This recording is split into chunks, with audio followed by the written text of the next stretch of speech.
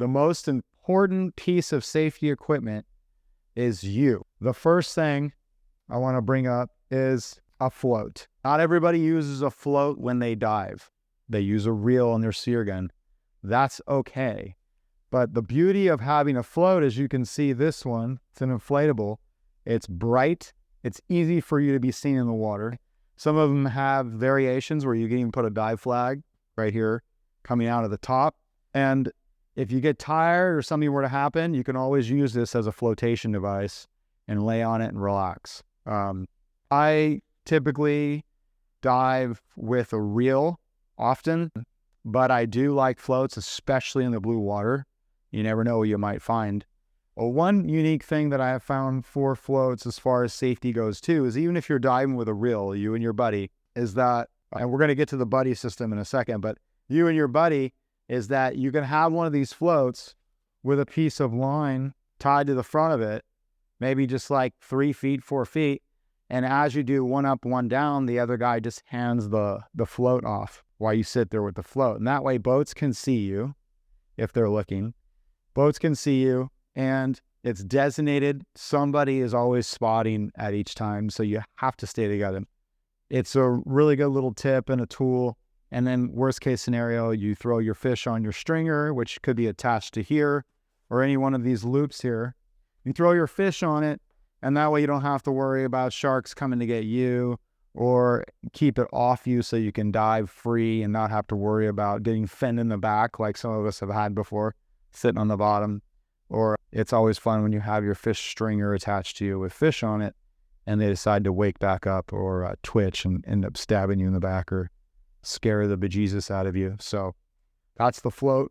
They're not very expensive, and there's different variations, but always a nice thing to have. The other thing, I mentioned it a little earlier, dive flag. So dive flags and me have kind of a unique relationship. If you read my bio, I was a dive supervisor for a long time.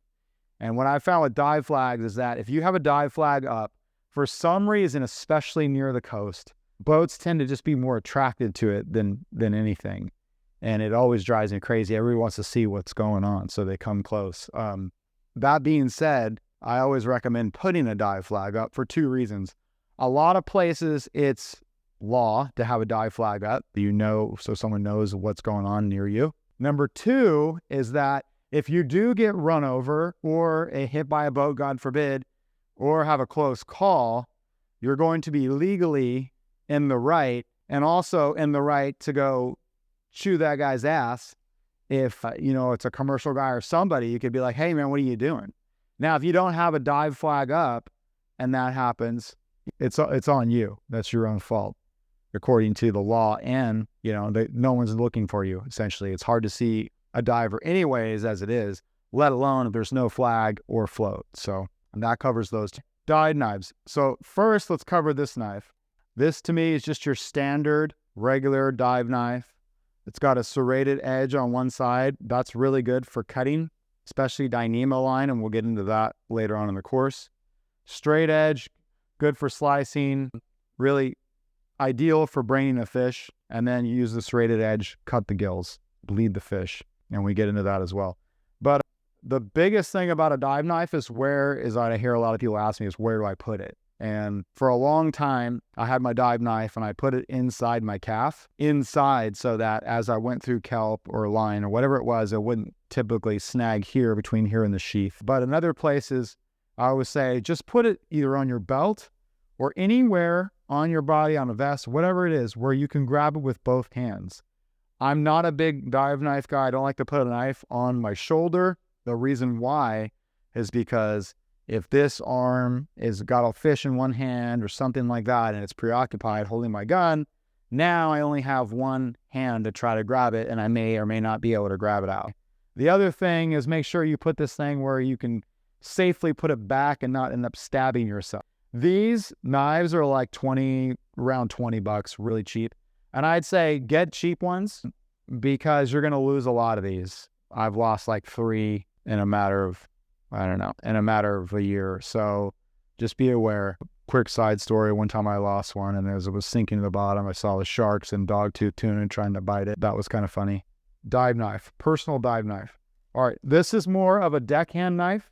I say a deckhand knife because I keep this on my boat at all times. As a matter of fact, I actually used to dive with this. This knife is from Dexter. A lot of lobster fishermen have this knife for cutting off kelp. The serrated edge here, I've used this for hunting white sea bass or any fish that gets tangled up in kelp.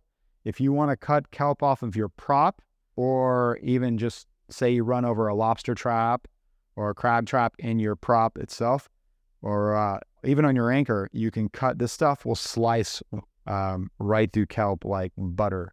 So I used to carry it on me for a long time hunting white sea bass, but I recommend just having it somewhere readily available so that if you need it in a hurry, either cut an anchor line or whatever it is, you can do that. You can access it quickly and cut your fish out. So that's the next thing. And the second to last thing, when we talk about safety, people don't think about this, but this right here, a dive watch. Okay?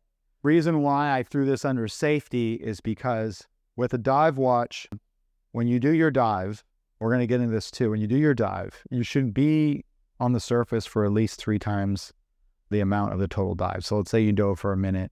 You should recover on the surface and breathe up and relax for about 3 minutes. Dive watch helps that. That's why I say get a dive watch. Sometimes, depending on how you feel too, if you're down on the bottom, you lose track of time. If you're feeling really good, or you just got a lack of oxygen, feeling a little euphoric, and you lose track of time. You want to know and have an idea of your depth and your time and depth. So you know if you've overstayed, you're welcome, and to prepare for that as well. So I do include a dive watch in the safety part of the equipment. Last but not least, right, the most important piece of safety equipment is you. You, meaning how are you going to keep you safe, right? How does that work? Your buddy, a buddy. I've heard this so many times. I know a lot of us dive with by ourselves. A lot of us dive with buddies, but I cannot stress that enough. The reason why it's important to dive with a buddy. And here's why I say a buddy. Even though a lot of times your buddy may not be able to help you necessarily if he's not over top of you or the bad viz. I've heard all the arguments. My whole thought to it is, I had a friend that actually said to me, well, what is a buddy going to do for you if you get bit by a great white or bit by a shark and bleed out or whatever it is? I said, well, for one thing, at least at a very, very minimum, your family will not be wondering what happened to you. They'll know. In all serious, all kidding aside, at least they'll know what happened. So the beauty of having a buddy is you got someone watching your back and someone to help you at all times. We get into buddy diving and buddy system stuff later on and how to appropriately do that, but that's the buddy system, right? Solo diving, I don't recommend it, but I will say one thing about solo diving, there is new equipment coming out to try to make that safer. I guess it's been out a little bit. Terry Moss developed the first one. It's the Freedive recovery vest. And there's another version of that called the Sensor 7 recovery diving and freediving vest. And they're all set. I did a podcast with the gentleman from that company, and they're all set to go off after a certain time of being underwater, or if you come up to the surface and you don't press the reset button within a certain amount of time, say you black out and then you go back down, it'll automatically inflate. They're about 700 and up to 1,500, I think, for Terry Moss's version. But I will say I highly recommend it if you're going to dive. It's just worth it. If you're going to dive solo or do like what we do sometimes we call West Coast, where we're in the general area of each other, but we're really having a hard time spotting each other. So we kind of stand off and just kind of keep an eye on each other. So I recommend those two brands. They're pretty much the only brands, but I recommend those